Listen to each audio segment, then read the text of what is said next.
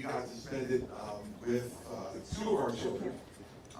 We're home for New Year's Eve, New Year's Day, so we got to watch some football and do things that regular people do, which was really, really nice. So thank you all for coming tonight. I saw the reaction when I came in. It's always much better when I come in because everybody's looking behind me to make sure that Mary Pat is here. She is.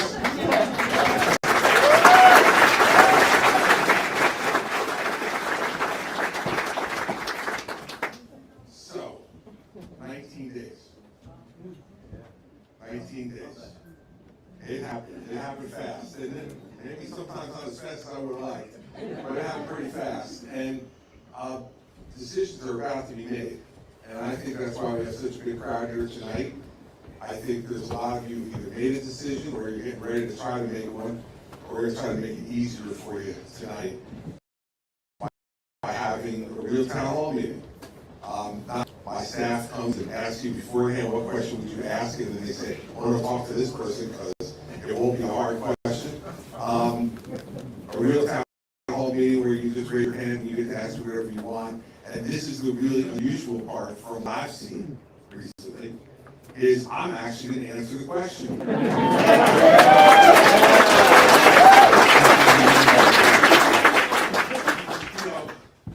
I got into this race back in June because I was really afraid that as the rest of the field was coming together and listening to them as they were entering the race, that no one was going to tell the truth. You were right. That they were essentially going to try to game you all, trying to kind of sound like they were going to tell you the truth, but not really tell it to you all, and try to be everything to everybody. And that's an old political game that a lot of people have played over the decades. But I think right now is too serious a time for our country to be playing games like that. Much too serious a time. And all you need to do is look at what's happening at the southern border and politicians' unwillingness to tell you the truth about that for decades, both parties.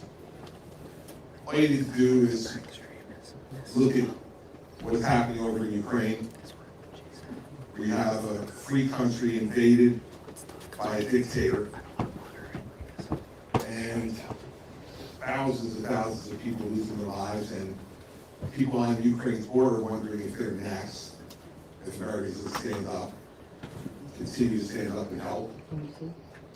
You look at what's happened in Israel, and the deaths of 1,400 innocent Israelis at the hands of a terrorist group, and the continued fighting now where you have people, uninformed people in this country who believe that somehow, if you just have a ceasefire and you leave Hamas alone, they'll start behaving themselves. And let me just tell you, what you need to do is listen to them. And I'll tell you, they will have an October 7th every couple of months. And they will not be content, nor will their sponsor in Iran be content, until Israel's wiped off the map. Kill every Jew, not only in Israel, but all around the world. That's what they want. And you have to take my word for it, they've said it. When you look at $34 trillion of debt, we just passed it officially in this country. And let's remember for a second, that of that $34 trillion, over 13 trillion of it has been accumulated in the last 7 years. 13 trillion of the 34 trillion has been accumulated by Donald Trump and Joe Biden. And those are the two people that are trying to sell us on general election this November. When you look at the fact that only 39% of our 8th graders don't read at grade level. It's 25% of our 8th graders don't do math at grade level. Yet we spend $400 billion a year on education, just K-12 education. You start to look at all these problems, and you gotta wonder, what's the risk in telling the truth? There is no risk in telling the truth. The risk is in continuing to kick the can down the road, not stand up, not be counted. And, you're the ones who are going to make this decision. I'm confident. And I will tell you this. I'm the only one in this race who has said a couple of these really simple statements that I'm going to give you, and then we're going to go to questions. Donald Trump is unfit to be president of the United States. Absolutely.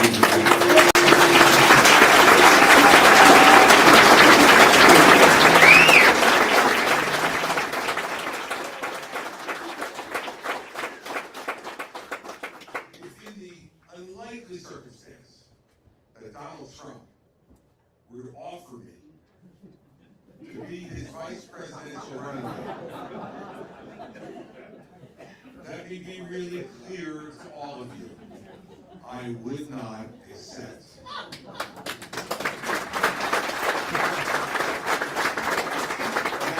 if you've been to a Nikki Haley town hall meeting, you know that those two simple statements never come out of her mouth. Right.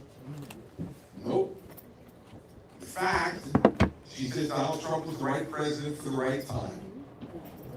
She says that for some reason, chaos and drama follow him wherever he goes. This is like an arsonist saying, for some reason, burning buildings follow me wherever I go. She has now said she will definitively pardon him if she becomes president. Now think about the irresponsibility of that statement. We have not seen one bit of the evidence presented in the court. We have not heard one bit of the testimony in any of the 4 cases where he has been indicted by a grand jury of his peers. We haven't heard one statement from him other than the whole thing's a witch hunt. We haven't heard any of that yet, and yet she's already decided that he is deserving of a pardon. Now, if she were a member of Congress running for president, I might give her a pass. Because if you're a member of Congress, you never have to execute on a pardon. No one ever comes to you, and you don't have the power to do it. But she was a governor, as was I. And we did get many pardon applications that we had to consider. And what you know is there are 2 things that you have to have before you even consider a pardon.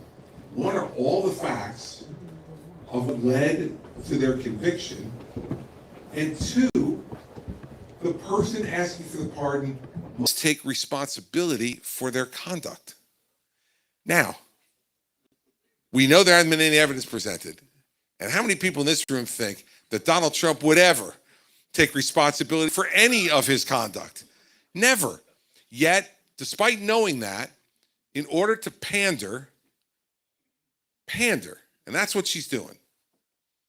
In order to pander, she says, I'll pardon him.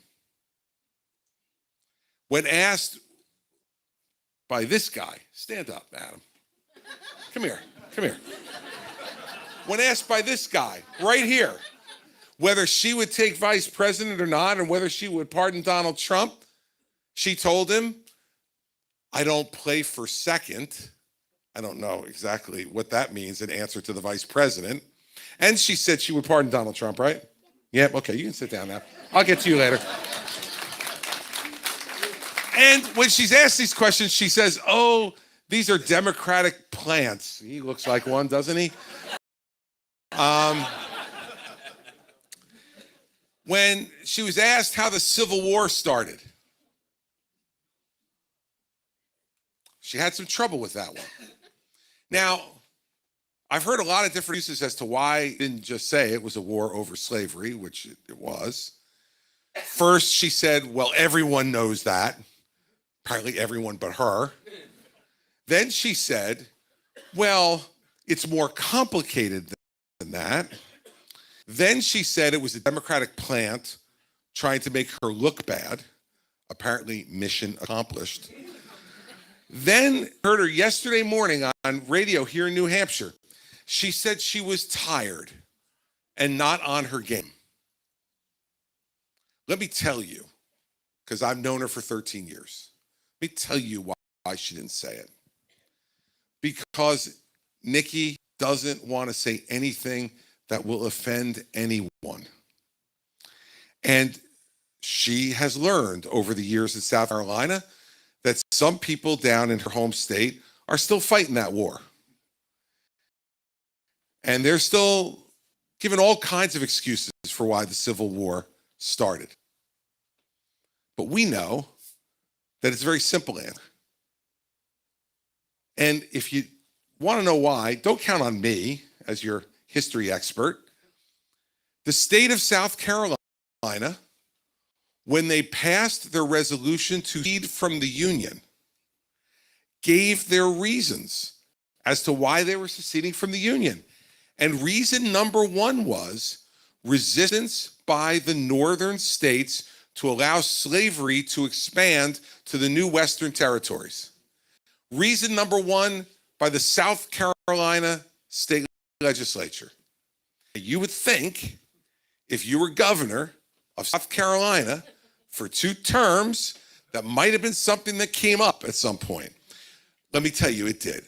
Nikki's a smart woman. And I defended her on the stage, as you might remember, in that 4th debate against Vivek, when he was trying to say she wasn't as smart as his 3-year-old son. And I stood up and defended her because she's much smarter than his 3-year-old son. She's a smart, accomplished woman. And she knows better. She knows why the Civil War started. Donald Trump's unfit to be president. She knows it's wrong to say that she's going to pardon him before there's even any trial, let alone a verdict, let alone acceptance of responsibility by him. She knows all these things. Yet, she doesn't want to offend because she's been taught that the best way to operate in this business is not to tell you the truth. It's just try to fool you. And she got 19 to fool you. And you're going to decide whether you're going to be fooled or not. One last thing about my friend Chris Sununu. Because every time he's on time, you know, in politics, those are the words that are said right before they plunge the knife in your chest. So let me be clear about this one. Chris is entitled to endorse whoever he wants. He's entitled to work wherever he wants. And he's right, as your governor, to give you his opinion. The only thing that disappoints me is that the Chris Sununu who now is in Iowa tonight, running around with Nikki Haley, is a different guy than the guy who was here before that. You remember, he was the most vehement critic of Donald Trump find. He said he belonged in a mental institution. You remember that, right? Now he says he'd vote for him. Now he says that Nikki Haley's tough enough on Donald Trump. Now he says it's not a big deal that she won't say how the Civil War started. Now he says it's okay. He says that she'll pardon him. That's old-time politics, everybody. That's not telling you the truth. And that's what disappoints me about Chris. Whatever he wants to do with his endorsement and how he wants to work is his right. And I've been there, and I've had people ask for my endorsement. And, you know, you do what you feel like is best to do. And I don't doubt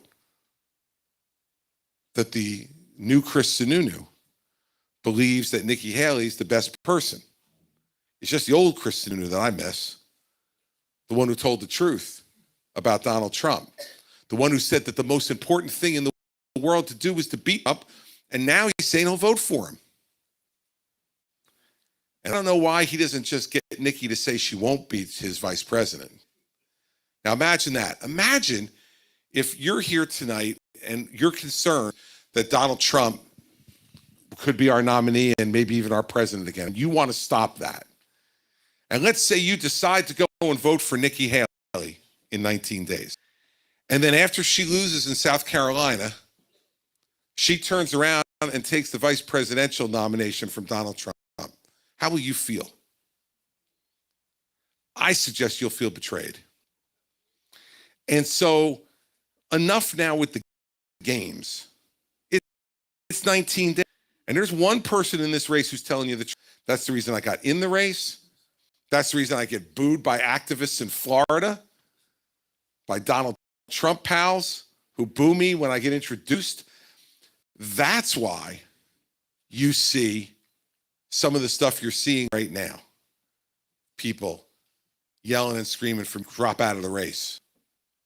It's the old time politics.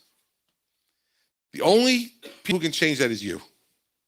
You're it. And so I want you to get it right for you, for what you want. But I also want you to get it right for our country. And that's why we're out here fighting. That's why we're doing this. Because the question I hope you all ask yourselves before you go in the voting booth is, what kind of country do I really want? Can we once again have a president who we could point to the White House and say to our kids, I don't always agree with him, but you be like him because he tells us the truth? Is it time once again to have a country where we don't see the other party as evil, but we just see them as our adversaries in ideas? And that when they get elected, we got to work with them too. That's the way this country used to be, but not anymore. And it's the politics that are being played by Donald Trump that has led to that. And that's why I'm out here doing this. That's it.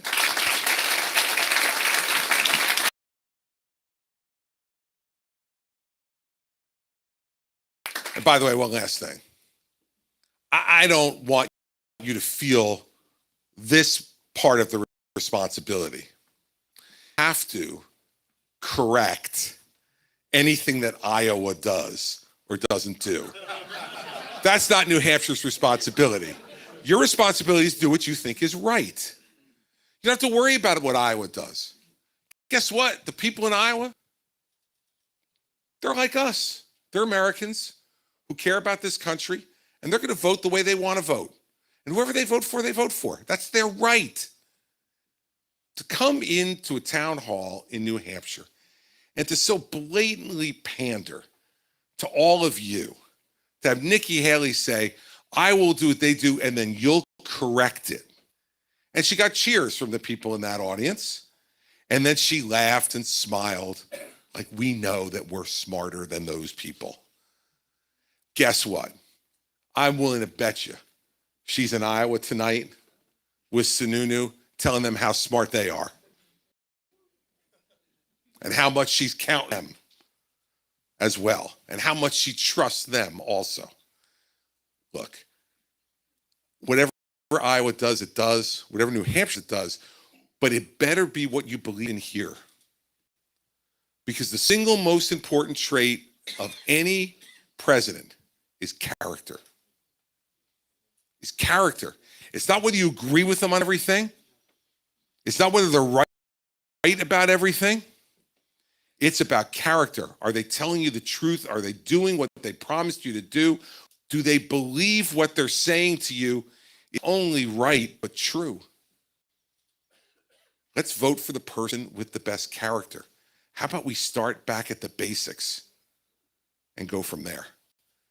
I think the country will be a lot better off if we do, because we had a guy in Trump who has no character. And we got a guy in Joe Biden now who doesn't remember. And we can do better than two folks who combined 160 years old to be the leader of the richest, freest, strongest country the world has ever seen. So let's do better. So now we're going to do questions. We have people with microphones. The only reason I want you to take the microphone, not start before you take it, is these folks over here with the cameras, they get very sensitive when they can't hear you, and then their bosses get mad at them because if you ask a really good question and they can't hear it, then they can't play it on the news. And look, if you're going to get up and ask a really good question, Why not get famous at the same time? Like Adam, who is now the most famous 9-year-old in American politics. So just raise your hands. One of the people come to you with a microphone and we'll be ready to go. Let's start with this lady right back there. Yes, ma'am. Yep, yes, you. Here comes Catherine with a microphone for you. Good evening. I want to know what your opinion on Project 2025 is.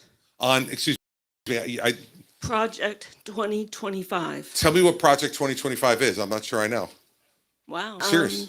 It's a Federalist paper that's being passed around showing the changes that... Oh, the Donald Trump plan on that. Okay, yeah.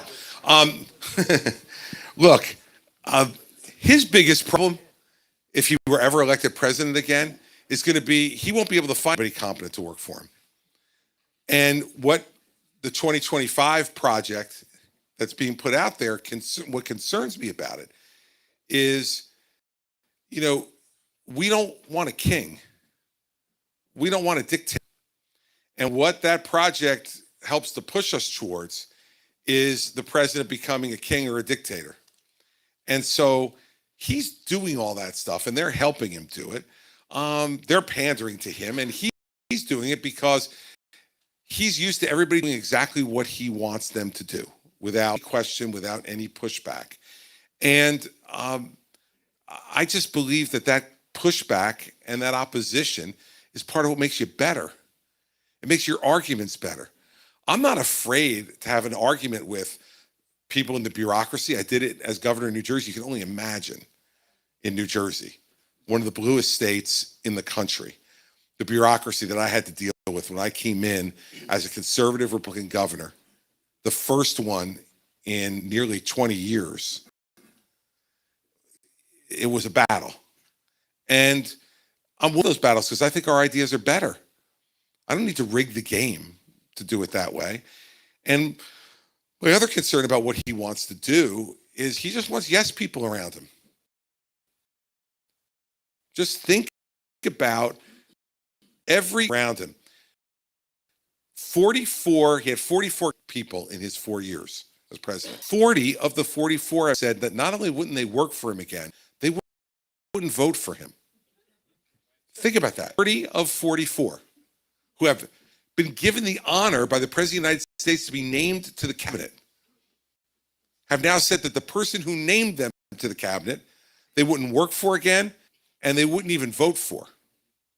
I was on the phone earlier today with Bill Barr, the former Attorney General. And if you've all seen him on TV, he's not leaving any doubt about what he thinks. And Bill Barr is one of the most conservative lawyers in this country and one of the most competent ones. He was a very good Attorney General. But he said no to Donald Trump. No to him over and over again. And in the end, that led to him having to leave. So I have real concerns about it, and I think you should as an American too, because this country is not a dictatorship, it's not a monarchy, it's a democracy. And you got to be winning these elections and winning the governing fights based upon the strength of your arguments and the strength of the person making those arguments, not by rigging the game in advance and trying to make there be one all-powerful person. We do not want that. And, the revolution that started up here 250 years ago was about getting rid of that. They didn't want to sit around and wait anymore for permission from the king to do things. And King Donald is going to be no different than King George if we give him that ability. Yes, ma'am, right up here. Thank you. First of all, I want to thank you for having the courage to stand up against Donald Trump and be the only one to do that. Thank you.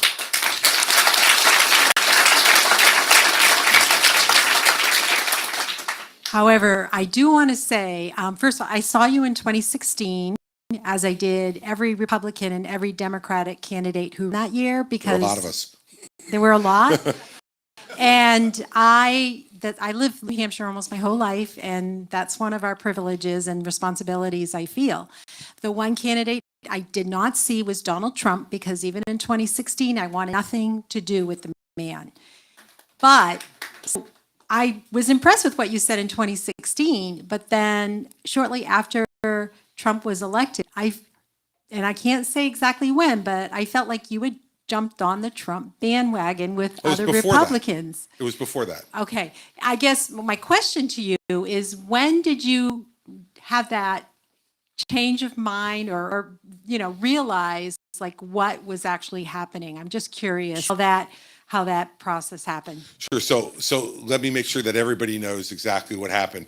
I endorsed him in 2016 after I got out of the race, and I did because I didn't want Hillary Clinton to be president.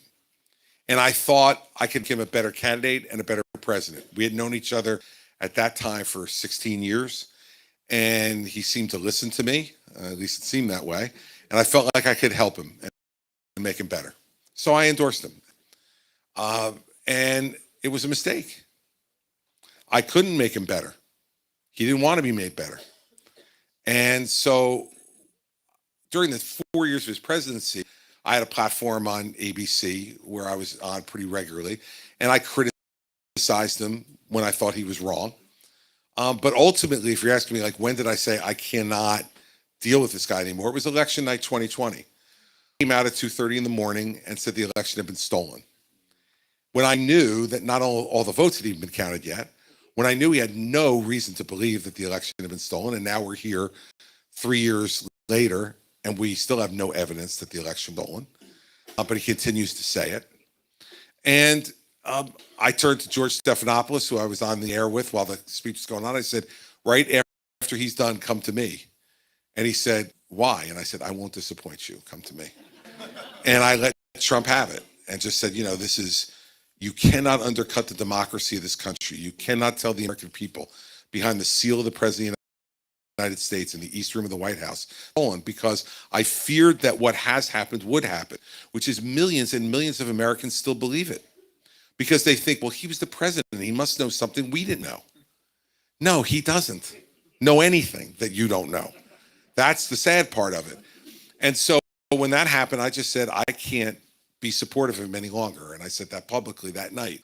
And then when his activity continued in the post-election period and through January 6th, that just made my position even firmer. And I said in the aftermath of January 6th that if I were in the United States Senate, I would have voted to convict him of what happened on January 6th.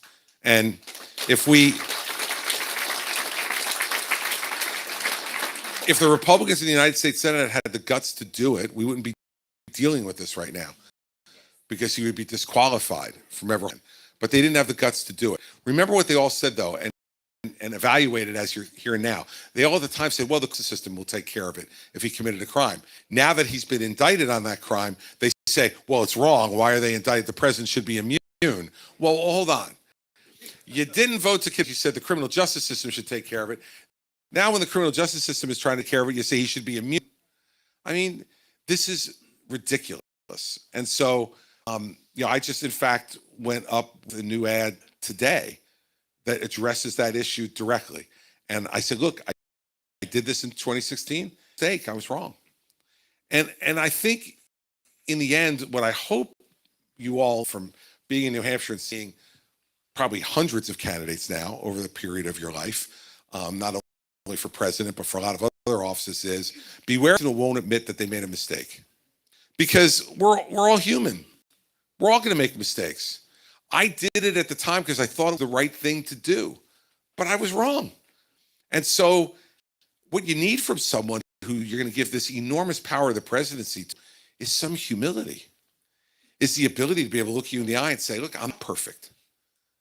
I will make mistakes, but when I make them and they're pointed out to me, I'll admit them and I'll try to fix them.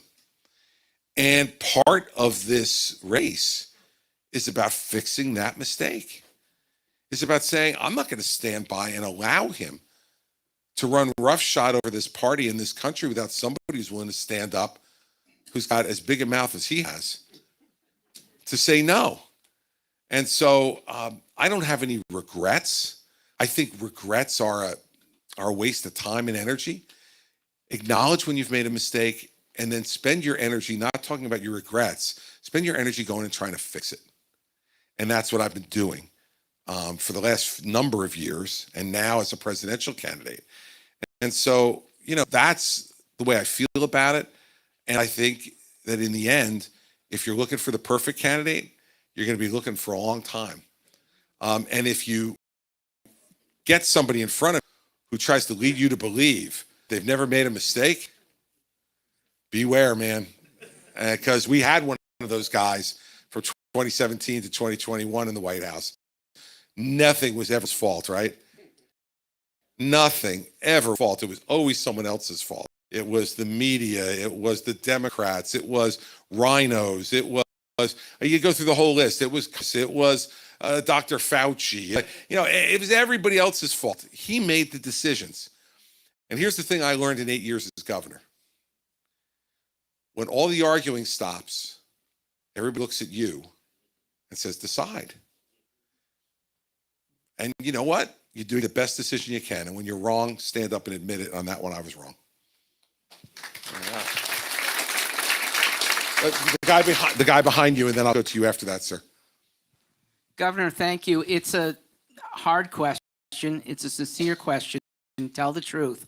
Matt Walsh has opined that our immigration problem is not just the fault of Democrats, that there are high-placed Republicans that are aiding all this border crossing, all this hiring. What do they have to gain? I understand what Democrats have to gain. Why might congressional Republicans be aiding this as well? Well, I would say they're aiding it by not acting, right? I mean, by digging their heels in and saying it has to be exactly the way they want it or they're not. Look at what's going on right now. There's an attempt at negotiations to try for the border and to try to get more folks down there. And instead, you've got guys like Ted Cruz running to the border. And when they ask him what his solution is, he won't answer the question. He just blames the Democrats. In this race, you've got Ron DeSantis. His solution is to shoot them stone cold dead when they come across the border. Who exactly are the people who are going to do the shooting? You're going to talk to a National Guardsman or woman or a Customs and Border Patrol officer and tell them, shoot them dead? I mean, this is TV tough guy talk. That never works. It's like 8 years ago. Everybody up here got told we were going to build a big, beautiful wall on the entire border and Mexico was going to pay for it, right? And meantime, he built 52 miles of wall and we've paid for all of it. Now, if Mexico knew we were only going to build 52 miles, they might have paid for it. And he says this time he'll finish it, right? If you put him back, he'll finish it. Well, at the pace he did it in the first 4 years, he only needs, I did the math, he only needs another 115 years as president to then finish the wall. I mean, we've had enough of the stupid stuff, and Republicans are just as culpable as Democrats for not being willing to stand up and tell you the truth about what needs done. I do 5 things. First, I'd sign an executive order to send the National Guard to the southern border. 275,000 crossings in December. The Customs and Border Patrol officers down there, brave, good people, are overwhelmed. So you need to send the National Guard down. That's what the National Guard's for, is to protect the interior of the United States, not the Army and the Navy, to protect us against exterior threats. This is happening inside our own country. Send the National Guard there to help to secure the border. Second, then hire 10,000 new Customs and Border Patrol officers. Now, probably 12 to 15 months to get them recruited, trained, and deployed. So you keep the National Guard down there until they're there, but you then move 10,000 Customs and Border Patrol officers back and you move the National Guard to bases. Third, we have 38,000 detention beds at the border total. 276,000 crossings in a month. Like, look, I went to law school because I couldn't do math or science. But even I could do that math. So I would order the doubling of detention beds to 80,000. And that would take about a year to get done. But they'll come on board as they come on board, and we contain more people then, rather than releasing them into the country, which goes to number 4. Right now, when people come over, you know how long they wait for hearing? 4 years. 4 years. So you can't detain somebody legally for 4 years. So what do? We release them into the country and say, hey, 4 years, come to El Paso for your hearing when we could kick you out of the country. Well, I mean, these people coming over the border are coming over illegally, but they're not stupid. And they're not coming back to El Paso for that hearing. So I would triple the number of immigration judges. By doing that, it would allow us to lower the hearing time from 4 years to below a year. You can detain them for below a year. You have the beds down there that we've doubled that will allow us to be able to do that. And that will keep things more orderly both at the border and inside the country. But then fifth, we need to change these immigration laws, right? We need to change the immigration laws. Right now, we have 6 million open jobs in this country. 6 million open jobs. I had a young man come to a town hall meeting probably 3 weeks ago.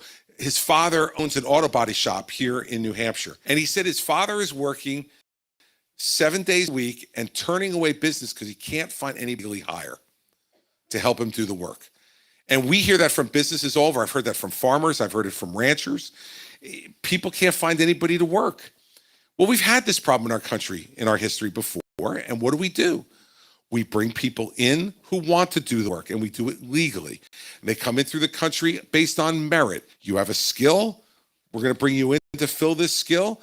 We're going to give you a work visa. You're going to pay taxes. And if you want to become a citizen eventually, you're going to learn the language and you're going to follow the laws. That's what you need to do. And that's the way we've grown this economy throughout our entire history. There may be a few Mayflower people in this room, but not many. My great-grandfather came here in 1901 from Sicily. He was a stonemason, and they were building New York City, and they needed masons. And so when he and my great-grandmother got their ticket to come to the United States, the only problem was that my great-grandmother was 9 months pregnant. So my great-grandfather said to her, you stay here, I'll go to America, and then after the baby comes, you can come over. My great-grandmother, a smart woman, said, no shot.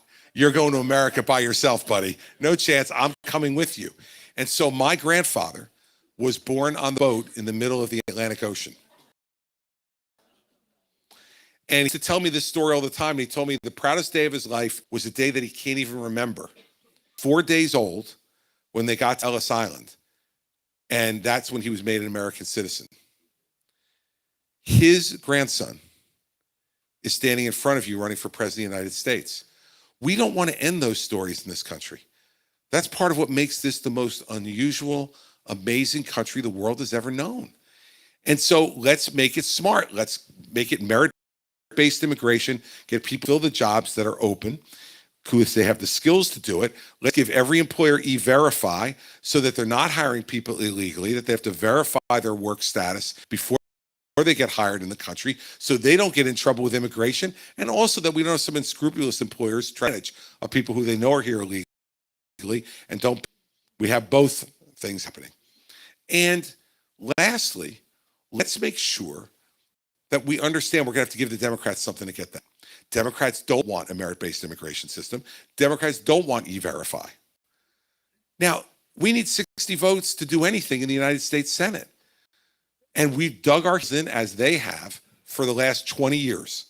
And now we have the crisis that we have because we've been unwilling to tell the truth. I'm telling you the truth. I'm going to have to make a deal with the Democrats if I'm president to fix this. I'm going to have to. I'm going to have to give them something that I wouldn't necessarily want to give them. But they're giving stuff they don't want to give me.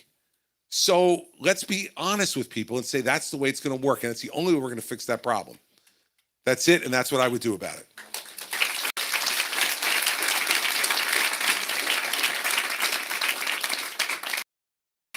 Someone will come. Here we go. Right back here. This guy right here. Hi, Governor. Good. I first saw you at Bedford High School when you were down here 2016, but you're back again. I'm feeling old, okay? I'm feeling old too. So my question for you is, through a lot of different presidents, we've seen them focus sometimes more on domestic issues, sometimes more on foreign policy issues. In the last 8 years, it seems we've been buried with conflict conflicts abroad that we just can't get out of, whether it's the disaster pullout from Afghanistan that was just embarrassing to watch, honestly. And you know, my question to you is, if you were president, would you focus more on domestic issues right off the bat or foreign issues? Yes. See, the honest answer to that is you don't have the luxury as president to just focus on what you want to focus on.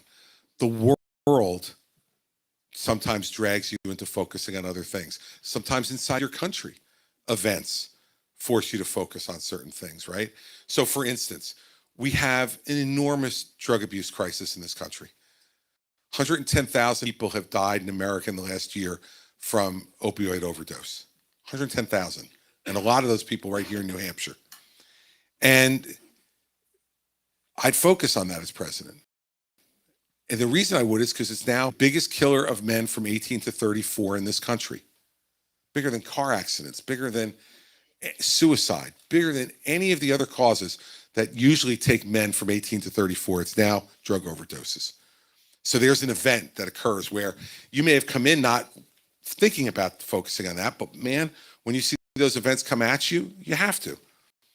On the flip side, I can't ignore what's happening in Ukraine and Israel, right? And I didn't cause it. America didn't cause it.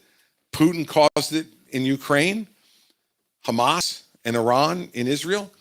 So you've got to have the capacity to be able to focus on all these things. Now, America's always been a great country in large part because we could do that. We weren't one-trick ponies. We weren't overwhelmed by these things. But I understand what you're saying. We feel overwhelmed now. Let me suggest to you the reason we feel overwhelmed is the lack of leadership. It's not a lack of capacity for the American people. And you know, I saw a statistic today about China. I want you to understand this now. China is down to 66% of American GDP. They're only 2/3 the size of our economy. We are the ones with the capacity in this world to be able to do these things. The Chinese are spending themselves into oblivion now too. And so this conflict that's going on, we're better suited to do it. And if the world wants to team with somebody, they want to team with us because we're not going to impose a dictatorship on them, but the Chinese will. And so I would say to you that I have lots of agenda items that are both domestic and foreign that I want to focus on. But I remember, you know, I worked hard for George W. Bush in 2000. And I remember when he first became president, and he was spending his time on two things. He wanted to get a tax cut passed because 24 years ago, we had a surplus. And he wanted to give a tax cut because we had a surplus. And he was working on education reform in the country. And then September 11th happened. And his entire presidency changed. So the honest answer to this is I'll have things that I feel strongly about. I want to work on reforming our education system because the statistics I said up front. I will spend a lot of time on the opioid crisis and mental health because I think they're connected and we need to get people mental health treatment in this country. And if you saw this shooting today at a high school in Iowa by a 17-year-old young man, there's no doubt in my mind what we're going to find out in the hours and days to come is that this was a deeply disturbed young man who was getting treatment and who eventually acted out violently because he didn't know what else to do. So I want to focus on that. But I'm not going to be able to ignore what's happening in Israel or Ukraine. And by the way, the Chinese said last week they intend to reunify Taiwan. Well, that's going to be a big problem for us too. So the next president's going to have to not be tired. The next president is going to have some energy. The next president can't be afraid to anger some people. Because when you try to tackle those problems, there are going to be a good percentage of folks that you're going to tick off. But you know what? As Mary Pat said to me when I was governor and I had some difficult moments, she'd say to me, no one put a gun to your head. You chose to do this, and so now do it. And as president, that's exactly what I do. So we got a lot of problems to fix. Our debt, the border, we just talked about all those things. And when the world comes calling, America can't fill the moat and pull up the drawbridge. Because if we do, it'll be the Chinese, the Russians, the Iranians, and the North Koreans who will answer the doorbell. And I don't think anybody in America or the rest of the world wants that. So thanks for your question. I appreciate it. Thank you very much. All right. The guy in the Packers hat. Yeah, go Pack, go. Am I right? I'll get you. My question is to you is, you recently admitted you were wrong on gay marriage. Should we expect, if you're running again, that you will claim to be wrong on child drag shows? I don't think I have a position on child drag shows except to say that I don't think they're good and I wouldn't want them and I wouldn't want my children or your children involved in them. And yeah, I don't think I'll be wrong about that. And I think, though, to compare same-sex marriage to child drag shows is wrong, too, with all due respect. What I've learned over time is that, people love who they love. And I always thought as governor that there could be a different way to deal with same-sex relationships other than marriage, to give some other rights and some other arrangement. But in the end, what I became convinced of, and the reason why I admitted I was wrong about it, was that the more I've learned, the more I've seen, the more I've interacted with same-sex couples, the more I realized that in the end, this wasn't a religious decision. This was a decision about what people had a right to do with someone that they loved.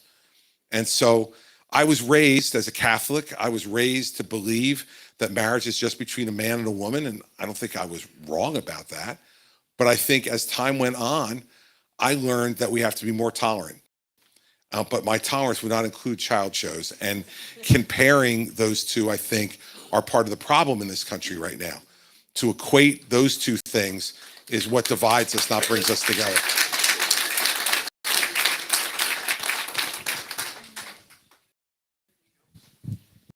Thank you. Hi, my name is Dave Tiffany. I'm a resident of Hollis, 22 years. And if you want to know where I fit politically, take a look at my car out in the parking lot. It has a bumper sticker on it from 2016 that says, "Don't blame me, I voted for Bernie." We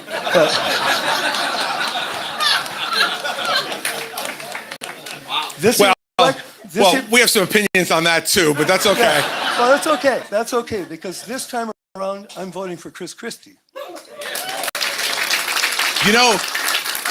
This is being live streamed, and if Bernie's watching, he just passed out. I want you to know that. I love Bernie. He just went right down. Old Bernie went right down. Now, I'd like to make a point. How many people here have ever heard of a man named Andrew Clyde? Right? Oh, one. Well, he's a congressman from Texas. Where else? He's the guy who claimed there was no insurrection on January 6th. It was just families taking a tour of the Capitol building. Yeah, really. This is what they want us to believe. Do you know the company ServPro? If you have a disaster, they'll come and clean it up and everything. Their motto is, like it never even happened. That's what we're getting from these Republicans these days, the right-wingers. Andrew Clyde, you can see on video, is that group of people that are trying to keep the mob from getting into the House chamber. He knows what happened that day. He was there. Yep. I'm sick and tired of having people lie to me, not even decent lies that nobody can believe. I mean, come on, give me a break. Well, so that's why I'm voting for you. Well, thank you. I promise you I'm even going to give you decent lies. Look, this is the problem. And first of all, I commend you for your willingness to vote for the person, not just the party. Because in the end, part of what's dividing this country is that everybody keeps their jerseys on 24 hours a day now. You got your red jersey or your blue jersey and you keep it on and you're like, and you put blinders on to the faults of your own party. And look, it's amazing to me to see somebody, let's say like Tom Emmer, who I campaigned for in 2010 when he was running for governor of Minnesota. This is a smart, reasonable Republican from Minnesota, right? Not an easy place to be a Republican, right? And yet I saw yesterday, Tom Emmer endorsed Donald Trump for president. Now, just 5-6 weeks ago, Tom Emmer was running for Speaker of the House, And Donald Trump called members of the House and said, don't vote for Tom Emmer. Killed his candidacy. Now he's endorsing him. And you know what Trump said today? When they asked him about Emmer's endorsement, he said, everybody always bends the knee. Okay? This is what elements of our party have become. They bend the knee to him. And look, Tom Emmer's one example, who's a guy I really like. I haven't called him yet to say, what the hell are you doing? Why are you perpetuating this anger and division and fraud? Doing it, right? Politics, title, all these things. But I'll let Tom answer it for himself. But the same thing's happening in this primary. Remember the debate in August, the first one. They asked all of us, would you support Donald Trump even if he was a convicted felon? And everybody on that stage, when it was much bigger than it is now, raised their hands except for me and Asa. That was it. Nikki raised her hand. DeSantis raised his hand. Tim Scott, Mike Pence, Ron DeSantis, all raised their hands. Shouldn't we have a standard that says at a minimum to be president of the United States, you shouldn't be a convicted felon? Right? Like, should that be the least that we should ask for? And somehow, these folks think this is okay. I agree with you more. I think that it's almost inexplicable to watch some of these people deny the truth. It's like that old country song, right? Are you going to believe me or your lying eyes? Right? Well, we're going to believe our eyes. Because let me tell you something. If those were families taking a tour of the Capitol, I would suggest to them that they not use a shield of a Capitol police officer to bust through a window and climb through. Just go through the door and go through the metal detector and you get into the Capitol. I mean, this is ridiculous stuff. Right. Look, we saw what happened there that day. We, you know, the interesting thing is, you know, I love like Kevin McCarthy. I'm going to really, and now Speaker Johnson, I'm releasing all the videotape. Fine. Release it all, please. Not just the stuff that you want people to see. And please don't try to tell us that we were watching on TV that day was somehow a made-for-TV movie. We were watching it. We saw what happened. We saw that he stood in front of the White House and told them to march to Capitol Hill. We heard him say, go up and tell Mike Pence to do the right thing. We heard him say, they're trying to steal we need to stop it. He also said, of course, that he was going to march up there with them. When I was watching that part, I'm like, there's no chance. If Donald Trump has a chance of breaking a fingernail, he doesn't take any risk. This is the guy who didn't serve in the military because he had bone spurs in his heels, right? This is a real brave American. He's a coward. And he cowardly went and induced those people to go up to Capitol Hill and act violently to try to stop the peaceful transition of power. That's what happened. And if Congressman Clyde were here, I'd say to him, to his face, just as plainly as I just said it to you, and when I'm president, I'll do exactly the same thing.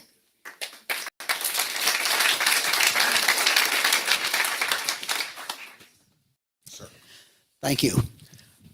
Question on trade.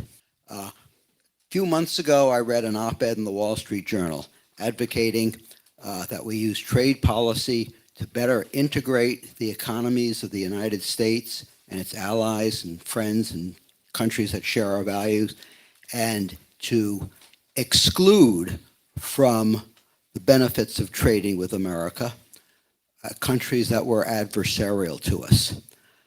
First of all, is that something that you would agree with? And how would you implement it, or how would you pursue trade policy if you don't agree with that? Yeah, I don't agree that we shouldn't trade with people that we disagree with. The fact is that we have significant disagreements with the Chinese, and we last year imported over $600 billion worth of goods from the Chinese, and we exported over $350 billion worth of goods to the Chinese. Think for a second if a president came in and said, okay, it's over. No more trade with the Chinese. It can't happen. Nikki was on the stage in the fourth debate and she said, I will end all normal trade relations with China. What? Like, first off, we don't have normal trade relations with China right now. Normal trade relations in the business is defined as trade tariff. 95% of what we import has a tariff on it. We've already ended normal trade relations with China on 5% of the things they send here. So I assume one of two things. Either she doesn't know that, or if she does know it, what she really means is end trade. Well, we can't do that. It would grind both economies to a halt, cause a deep recession, if not a depression. That's not what we do. What we do on trade policy, what I would trade policy is to set new parameters to it. So for instance, prioritize what are the worst things the Chinese are doing in trade, and then tell them, stop these and we'll continue expanding and giving you an opportunity to expand trade. So for instance, they steal our intellectual property regularly through their trade policies. What do I mean? If you're an American company and you have a great new idea and you want to go and do business in China, you have to turn over your information to the Chinese and they set up a parallel company to compete with you on your ideas. Yeah, no, I don't like that. And the fact is, that's a place where I'd say our new companies are not coming over there unless you change that rule. And our technology over here and our innovation over here, and you can struggle to do whatever you're going to do. Making trade fair is what we need to do. Not using trade as a weapon. Because when we use trade as a weapon, we're hurting all of you. We're hurting your businesses, your ability to have an economy that supports your families. And I don't want to see that happen. We can't have a world of just America. Remember what happened during COVID. We couldn't get masks. We couldn't get gowns. We couldn't get gloves. There were certain prescriptions we couldn't get because all of them were made in China. And China said, no, we'll get to you eventually in a crisis. So the second part of what I would do is for things that we believe are essential to the national security, we need to set up redundant manufacturing here in the United States, and the government needs to incentivize that so that we can have a situation where when we're in crisis, we don't have to rely upon another country to get the things we have redundant manufacturing here in the United States. We used to do that. We gave it away for profit because they could do it cheaper over there. But you can't sell your national security for profit. And that's something where the government can invest and smartly invest in creating those redundancies. It appears to me that you have a follow-up. Yes. Okay. What about our allies? How would you treat them trade-wise? Well, look, our allies are our allies. And it doesn't mean they're always going to be fair. We try to negotiate fair deals with them as well. But in the end, we want to have an integrated economy with our allies because that also keeps us integrated from a security perspective. If they're relying upon us to export certain things to them and vice versa, we're much less likely to fight because we need each other and we share common goals. I'm not worried about Canada invading. You know, I know we're right here and we're on a border state, but I don't think any of you wake up every day and go, what's Trudeau up to? Is he sending the Mounties in? Is this it? Right? I mean, we're not worried about that. I'm not worried about Great Britain or France declaring war on us. I'm not worried about that. We have much more in common than we have differences. And we need to exploit those differences through our sharing of our innovation and our ideas with people who are not going to use them to hurt us, but are going to use it to try to make the free world more prosperous. And when we're more prosperous, we're going to be stronger and we can protect that freedom. So that's the way I would do it. All right. Yes, sir, right here. You, yep, and she is coming. I know two questions. One is, how worried should I be about a leader who idealized Kim Jong-un, who executed his uncle with a rocket, who idolizes and says she is from leader of China, she is from central casting, Meanwhile, he uses AI to track all his citizens, drones to look in their windows, and creates camps for a religious minority in the country.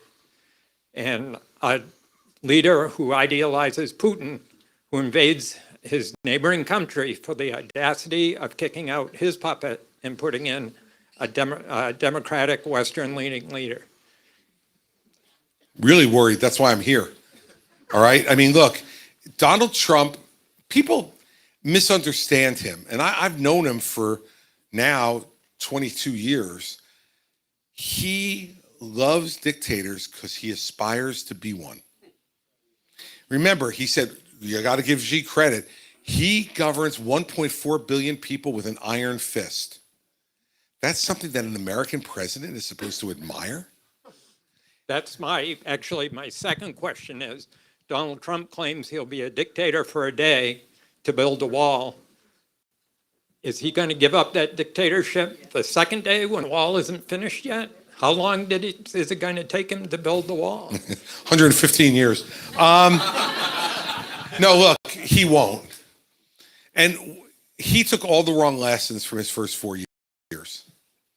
He concluded that the reason his first 4 years were not a success, and the reason he wasn't reelected, was because he wasn't enough of a dictator. And that if everyone would have just done exactly what he told them to do, we'd all be better off. He thinks he had all these weak people around him, weak people like 4-star General Kelly, who's a Gold Star father, right? Like Bill Barr, like Mark Esper, who's a West Point graduate, like Mike Pompeo, who's a West Point graduate, like General Mattis. All of these people who, when he hired them, he said they were the very best. And by the time they're ready to leave, they're the stupidest, worst people in the world because they disagreed with him, right? I remember General Kelly, when he became chief of staff, called me, you know Trump as well as anybody. Can you give me some advice as I start to become his chief of staff? He said, let's have lunch or something. I said, I have lunch with you anytime, General. I said, but we don't need lunch for me to explain this to you. I said, here's the way it's going to work. Today, you are worth 100 cents on the dollar. You will trade to zero. The only question is how long. It happens to everyone if your last name is not Trump, or you're not married to someone whose last name is Trump. Those are the only people he does not dispose of. That is a true dictatorship. That's a monarchy. That's like, my family is fabulous and we should stay in power, and all the rest of you are disposable. So you should be very worried about it. And the fact that, up here in New Hampshire, I run into hundreds of people who make excuses for all that in the live free or die state. Now, look, if you guys wind up voting for Trump a third time, you got to give up the slogan. Okay? That's it. Because if you support Donald Trump now, live free or die is bull. And so this is why I've spent all my time. It's not by accident. I actually believe you're advertising. I believe who you say you are. And if you believe in live free or die, if that's what you really believe, then how in the hell could you ever vote for this guy again? You're exactly right. He's made it very plain what he will do if he gets back in power. He will try everything he can to be a dictator. And then we will have an internal fight on our hands like we've never seen before. So have the fight now. This is my problem with Nikki. She doesn't want to have the fight now. It is time to have the fight. And that's why I'm here. Yes, ma'am.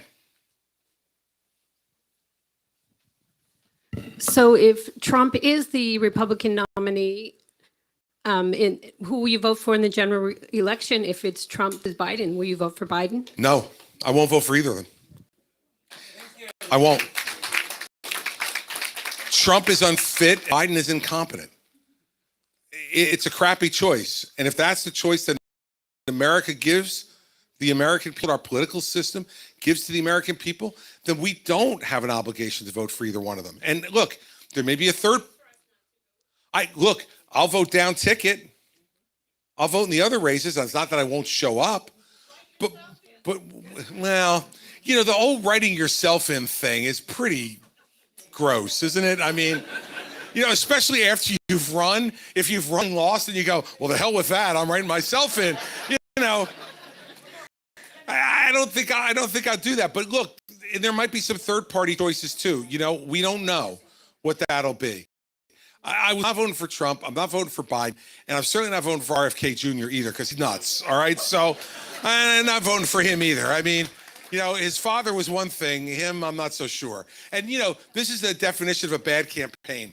When you announce your candidacy for president and 3 of your siblings come out and say, we would never vote for him in a million years, that's a bad start, you know? At least, you know, my siblings have said nothing. That's good. That's good. It's bad when they say they wouldn't even vote for you. So it's a great question. I just got asked that. I just got asked that on television before I got in here on Newsmax, and I said no, I wouldn't vote for either one of them. Look, I cannot any longer stand by and support this incompetence. I can't, and I will tell you that. That's why there's a third party bubbling up in this country, is because the last poll I saw, 70% of Americans say, or 75, that they don't want Trump or Biden. So I don't know what's going to develop, but here's I don't want to count on that. I want to beat him now. So the choice is Christie or Biden, then I know who I'm voting for. There's a guy waving something in the back, and given that he's waving it, I'm going to give him a shot. Piece of paper or a lint brush or something. I don't know what it is. Governor, thanks for coming out. Thank you. When I was in the military, there was a that really bothered me, right? And the Coasties got screwed on this last time. That phrase that no one in the military should ever use or even know about is called continuing resolution. Yeah. We need to fix that. Yeah. Look, what he means is that we haven't passed a budget in years and years and years. And what we've done is just have these continuing resolutions which keep spending where it is or higher. And no one has to take accountability for what we do. Let me tell you what I would do, because it's what I did in New Jersey. When I got there, I had an $11 billion deficit on a $29 billion budget. That's what I inherited in 2010. If I got elected in 2009, right after the recession, we're still kind of in the midst of it. And every Democrat said he's going to have to raise taxes. And they were gleeful. Like, here comes this conservative Republican. We stuck him. They spent all the money.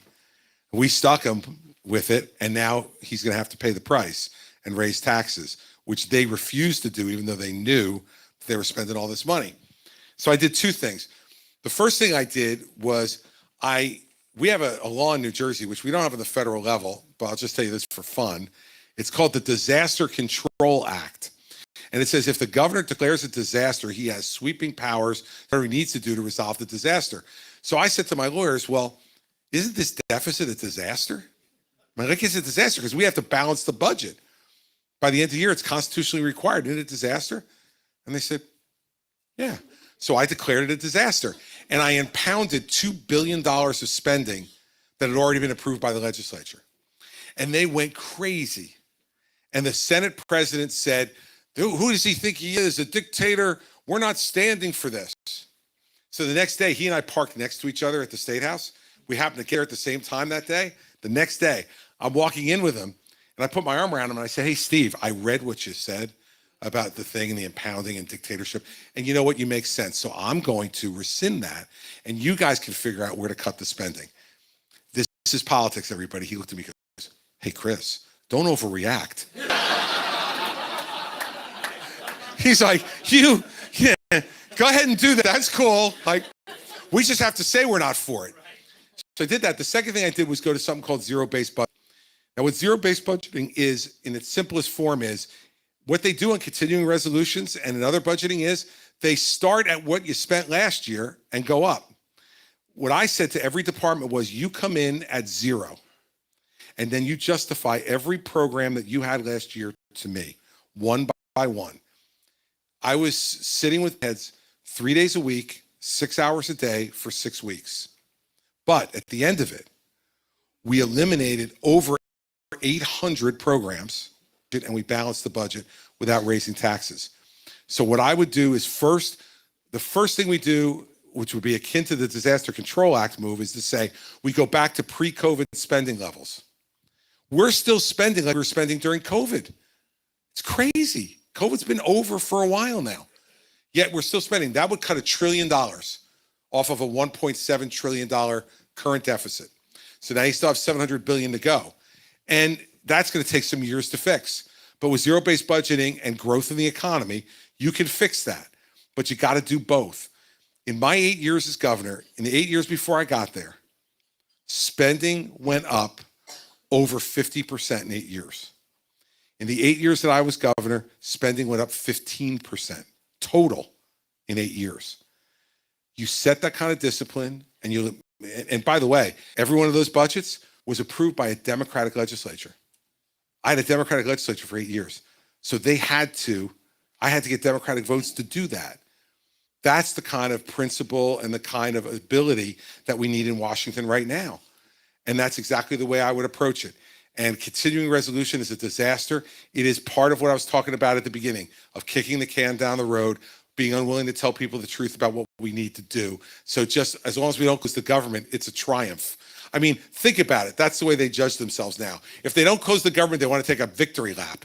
I mean, the minimum you should be able to do is pass a budget.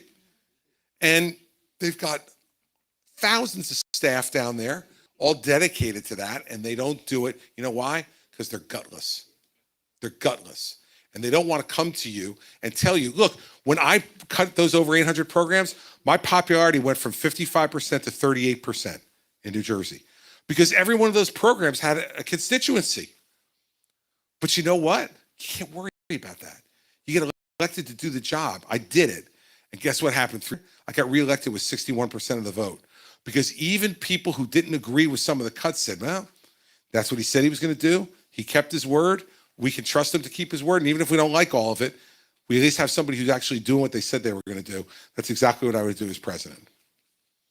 All right. Let's go this guy right back here. I just like to see Catherine going all over the place, you know. Thank you, Governor. Yes, sir. I'm curious your position on Section 3 of the 14th Amendment and Trump's This is the insurrection business and whether he can be kicked off the ballot. Here's what I think. I think that there is legal merit to the argument, but I hope they don't do it because this will continue Donald Trump's victimhood.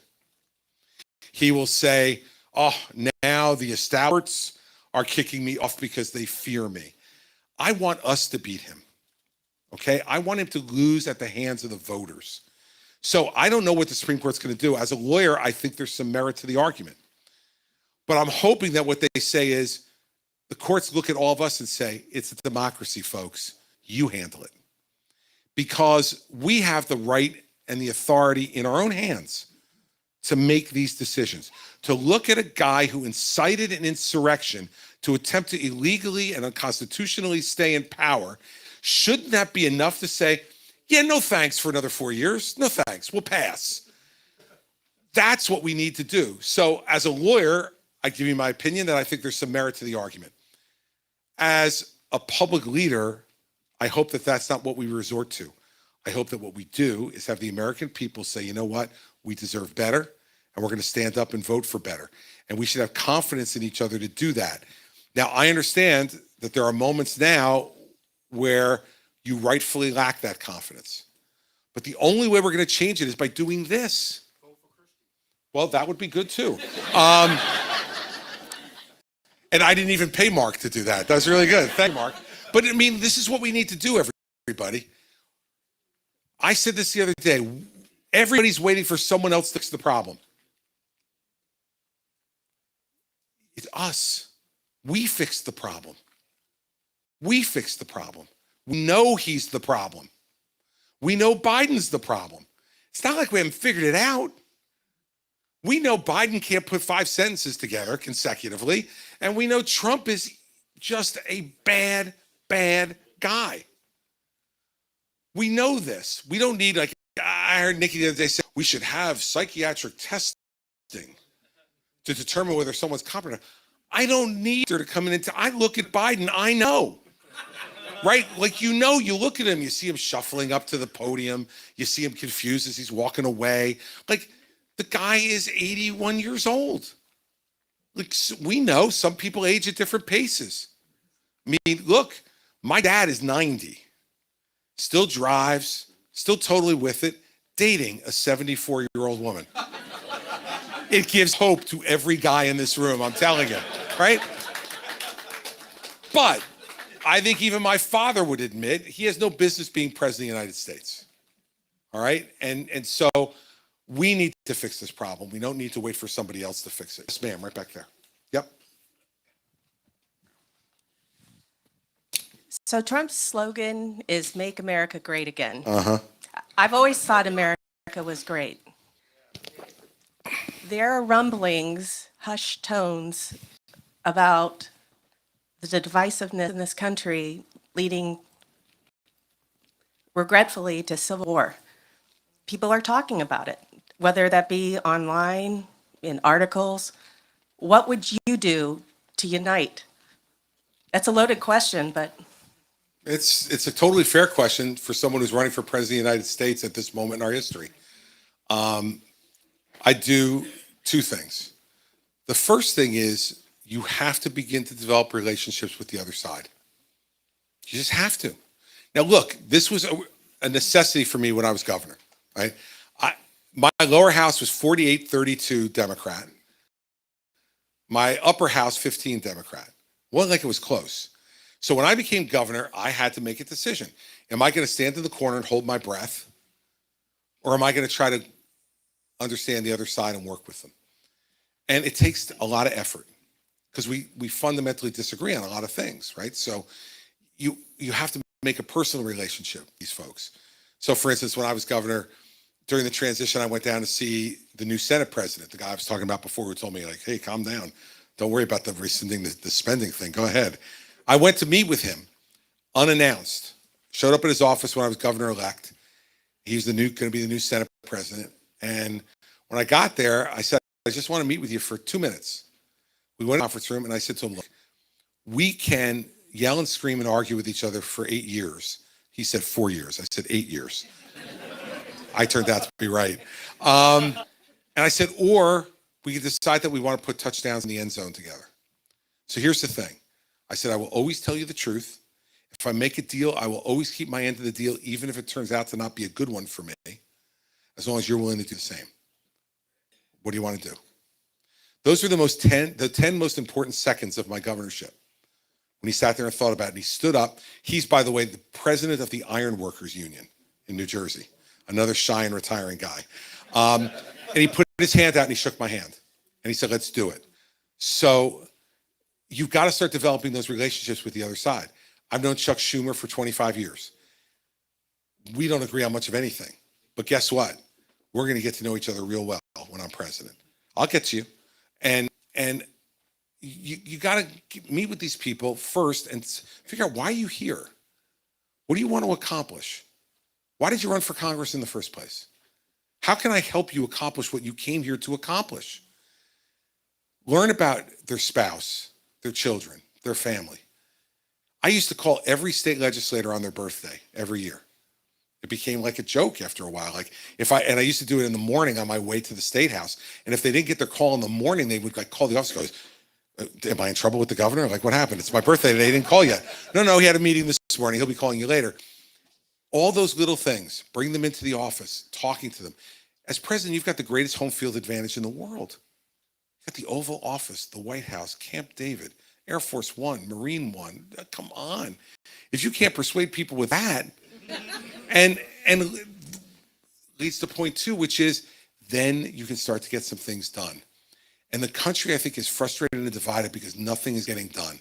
And all we see are unsolved problems. So to solve those problems, you need to first develop those relationships, because it's a lot harder to hate up close. Once you start to develop those relationships and you ask them, I need you to help me on this one, it becomes a lot harder to say no. You got to follow up.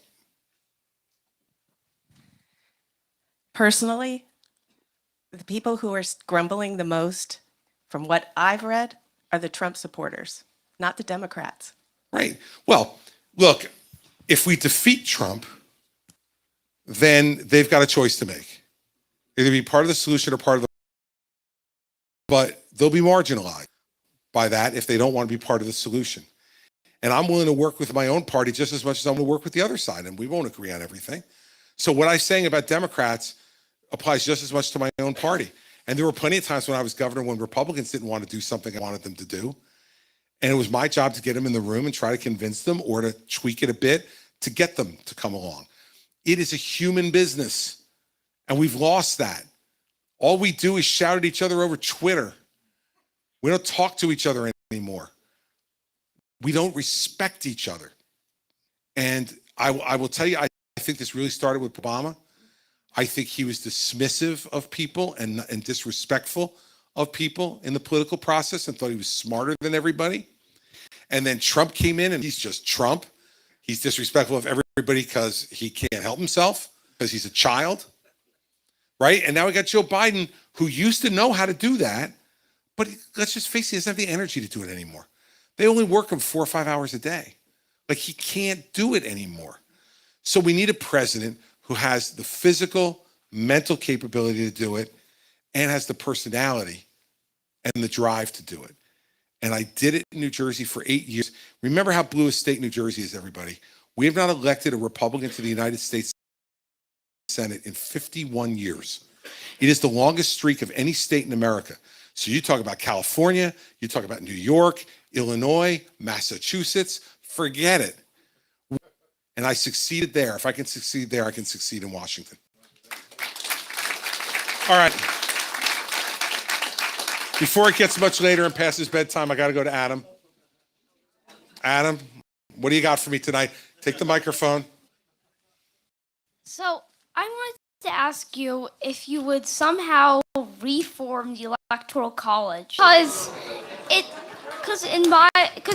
I've watched a video on YouTube and they said that 3 of Texas's electoral votes, a very big, go to Wyoming, which is a very small state. And would you reform the Electoral College to make more equal representation, but somehow still give representation to the smaller states?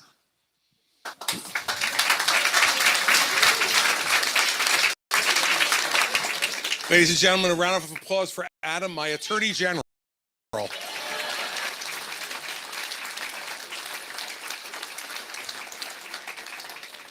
All right, so Adam, on the reform of the Electoral College, first of all, I wouldn't abolish the Electoral College, because if I abolished the Electoral College, no one would ever come to New Hampshire again.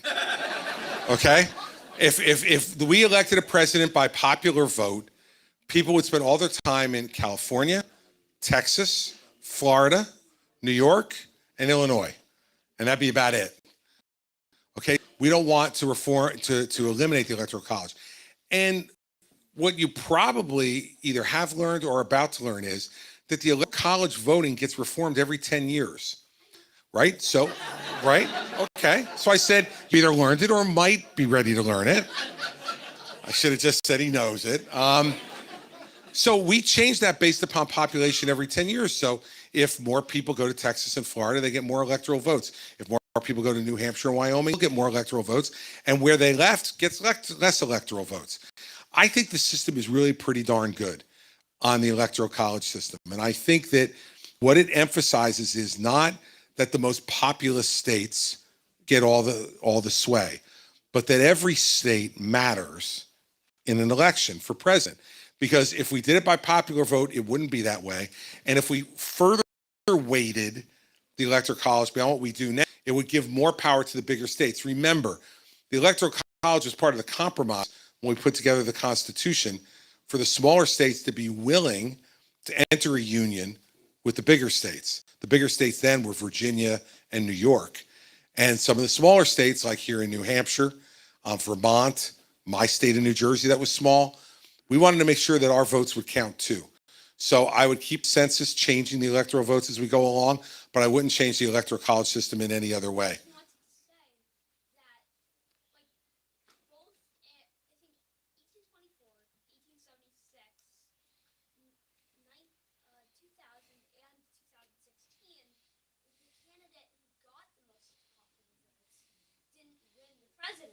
Right.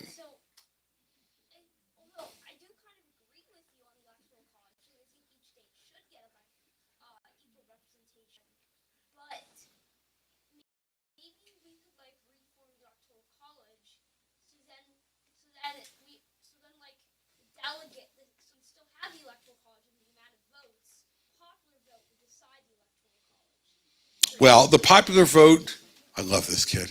The popular vote does, Adam, decide it because it's the popular vote, not nationally, but in each state. So popular vote in New Hampshire, you get the electoral votes. There's no magic to it. But if you go to a national system where the popular vote determines it, then only the big states will have the influence. And so, you know, we got to keep thinking about it. We should be thinking about how we can make our system better. But on this one, I think the more you think, you're going to agree that the Electoral College protects the rights of all the citizens in whatever state you live in better than a popular vote determination would. And you are right. Sometimes the person who doesn't win the popular vote wins the Electoral College. But what that means is they won more states with more electoral votes than the other person. So when Hillary Clinton won the popular vote in 2016, Donald Trump won more states than she did with more electoral votes. And I think that's the better way to elect a president than just straight popular vote. So I don't know if we disagree on that or not, but if we do, we'll just have to agree to disagree on that one, all right? He seems okay. All right. We're going to do two more, right? Yeah, two more because we're like at 8:10, and I want to keep you here beyond 2 hours. Let's go to the gentleman in the hat right there.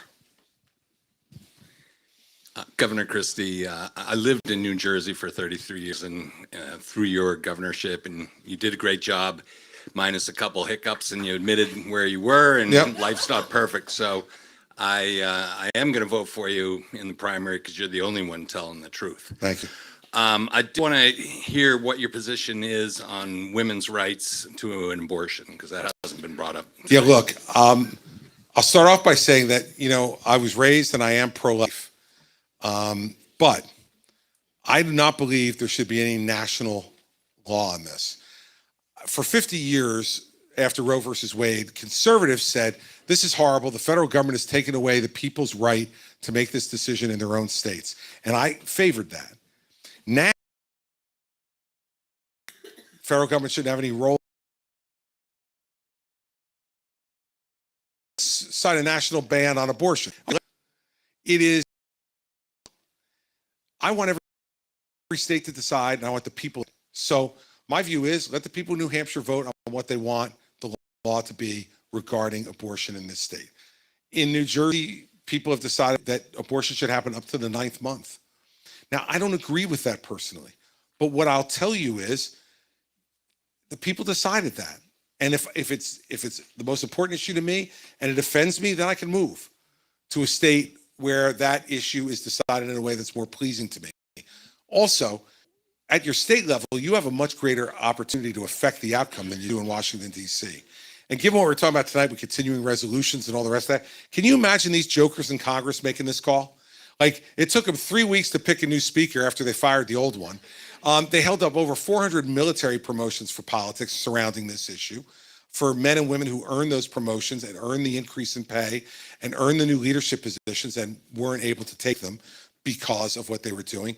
Imagine that every time Congress switched from one party to the other, they changed the abortion law in this country, depending on who the president was. And imagine what that would do to women all across this country, to be seesaw. It's not fair.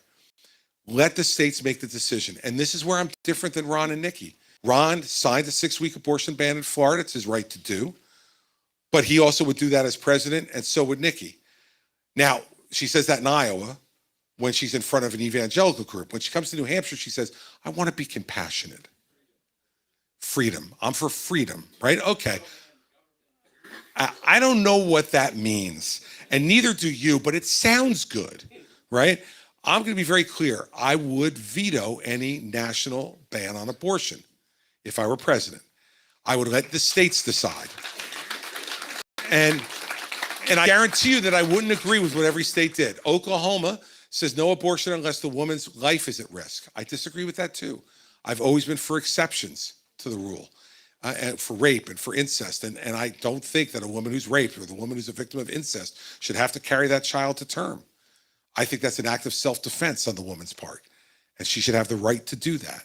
So, you know, the fact is that we should let the states make this decision. If I were president, I would say to Congress, we've got all the problems tonight that we have.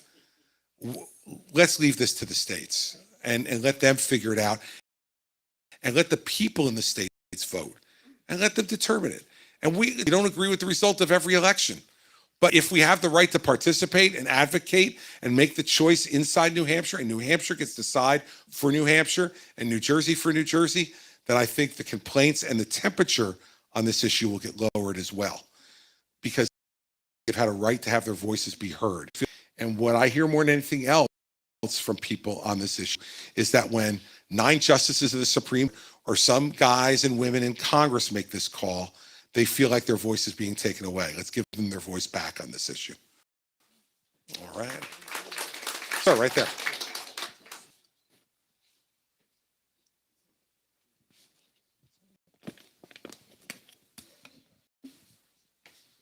Hello, Governor. I'm here with 16 college students. We appreciate you speaking to them all. All right.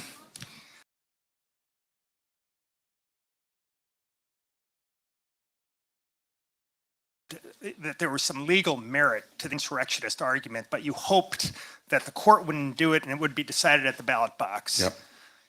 It sounds a lot like some senators who voted against convicting, impeaching Donald Trump.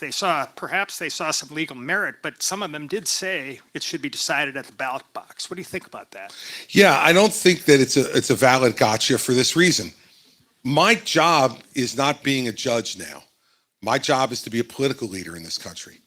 And as a political leader, I hope the courts don't do it, even though they may have the right to do it. Because I think it would really has the potential to cause violence in this country. Serious violence. And I want to avoid that. And that's why I'm out here as a political leader advocating for him to be defeated at the ballot box rather than defeated in a courtroom. Now, that's different than his criminal charges. I believe that's a completely appropriate venue, and the only appropriate venue now that they've walked away from impeachment and removal for the president to be held to account, because he deserves to be held to account by the law. He's not above the law. He also deserves the presumption of innocence and a trial as we have for every other American. He deserves nothing more and nothing less. So I gave you my analysis as a lawyer. I think there's legal merit to the argument. But I would tell you, as a political leader, I hope we don't go there. If we go there, I think there will be real violent reaction in this country, and I don't want to see us go through that. If we go through it, we'll survive it, because I believe this country is the most resilient country in the world. But I'm telling you what my preference would be, and my preference would be that we don't go through that. And that's part of the reason I'm here, is because I'm trying to influence the political process in a way that avoids him being president, because the people decided we don't want him anymore. He's not appropriate or fit for the job. So that's the way I would do it, Professor. Thank you. God, it makes me feel young, man. It's like I was back in college for a minute. All right, I could do one more. Mary Pat's giving me the look, but I'm going to do one more. I'm going to go to this young lady right here. You're going to be the last question. Thank you. Thank you so much. So first of all, it's wonderful to be here in New Hampshire to see our future presidents up close. And I wanted my daughter to come and meet you, but I also wanted her to meet your wife, Mary Pat.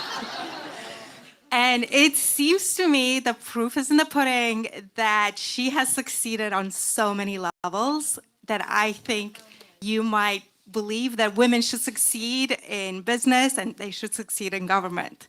What will you do to help them succeed? Because there's a lot of young women in college and they hope to have a great careers as well. Thank you. Well, thank you. First of all, thank you for coming, and thank you to your daughter for coming as well.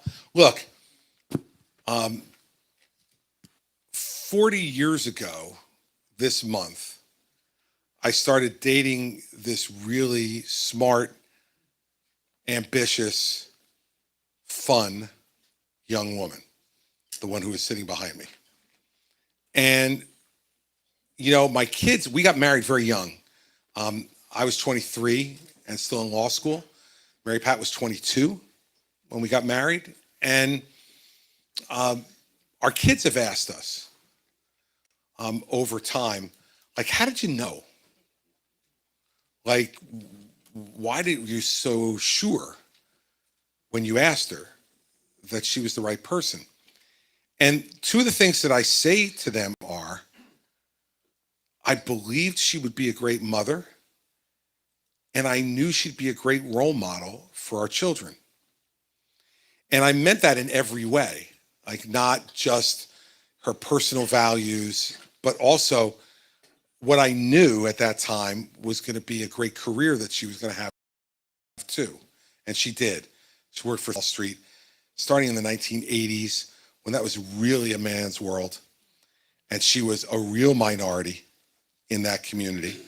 And she turned out to be wildly successful and allowed me to pursue this, where you don't make any money if you're doing it legally. And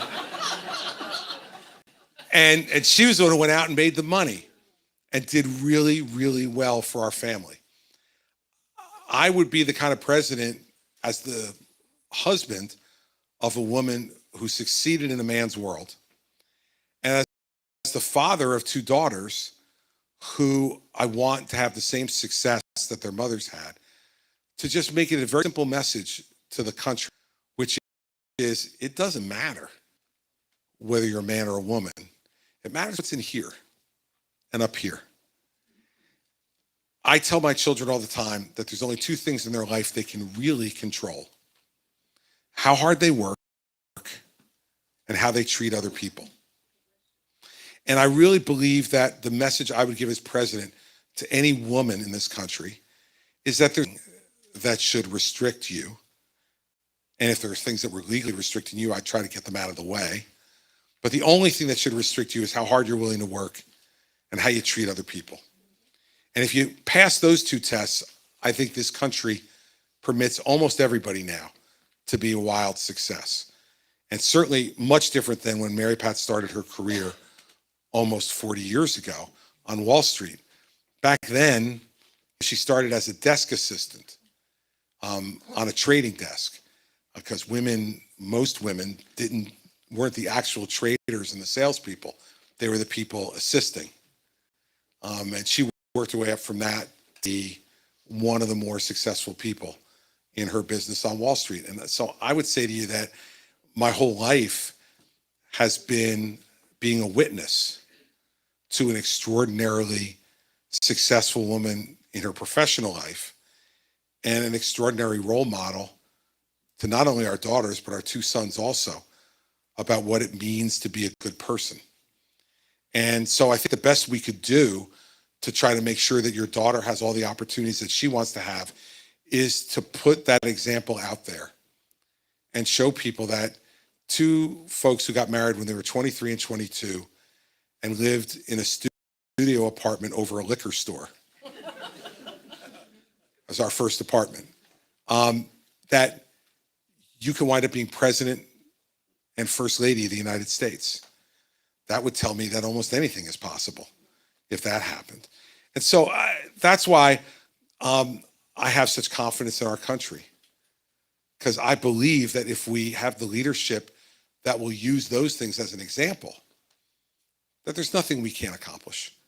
And we've got to stop being so negative and stop feeling like victims. We're not victims. And you know what the best example of that is where we started off tonight on the immigration issue. There are people walking hundreds and hundreds and hundreds of miles to get here because they believe this is the only place in the world where they're going to be able to achieve their dreams. We are still the indispensable nation if we don't screw it up. And so, you know, that's the kind of example I'd want your daughter to set for her career, for whatever she chooses to do with her life. And I think if we all do that and understand how lucky we are to live in this country and start treating it that, we'll get back on track. But that's what we need to do. And you're right, she is a great example. Really good.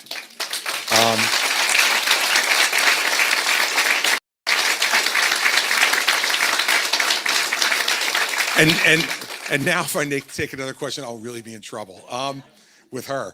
Let me end with this. First of all, I thank you so much for such a great crowd to be out here tonight, for you to take your time on a cold January night to come out and listen. I really appreciate it. It's, you know, you may see we have TV ads up right now where I end the ad saying, New Hampshire, it's up to you. New Hampshire, it's up to you. You're going to decide. I really do believe that the person who wins the New Hampshire primary is going to be the Republican nominee for President of the United States. And so it's up to you. You're going to get to decide. You have this incredible, unique position, as one of the women said here, right there, being here for all these years. You have this unique opportunity and responsibility. Vet the presidential candidates up close for the rest of the country. Don't believe the polls. If the polls determined what happened, Hillary Clinton would be in her second term. If the polls determined what would happen, Ben Carson would have won the Iowa caucuses 8 years ago. I mean, the fact is that you decide. And I remember hearing afterwards from folks 8 years ago that most people decided what they were going to do in the last 3 or 4 days before the primary. So even if the polls right now are accurate, I mean, they're going to be accurate on January 23rd. So you all have to decide. And I'll do the very best I can to tell you the truth, to treat you with respect, because what you see in front of you right now is exactly what you'll see from the White House if you elect me. I think guy back there who said he was there when I was governor, I did well, except for a few hiccups, which is a good evaluation and an accurate one, I think. But if you go up to him afterwards and you ask him, I think what he'll tell you is that he may not have always agreed with me, but he never had to wonder what I thought. He always knew what I thought, what I was going to do, and then I'd go and I'd do it, and I'd figure out a way to get it done. I think that's the kind of president we need again. Not a president who's just going to tell you what you want to hear, but a president who's going to tell you everything, the stuff you want to hear and the stuff you don't want to hear. Because I believe this is the smartest, freest, bravest country the world has ever known. And I'm not going to treat you in a way that underevaluates you. I'm going to treat you like adults, because that's what you've earned. And I hope that I earn your vote on January 23rd. And if I do, I promise you this, I'll beat Joe Biden, and I'll make you guys proud that you elected me President of the United States. Thank you very much.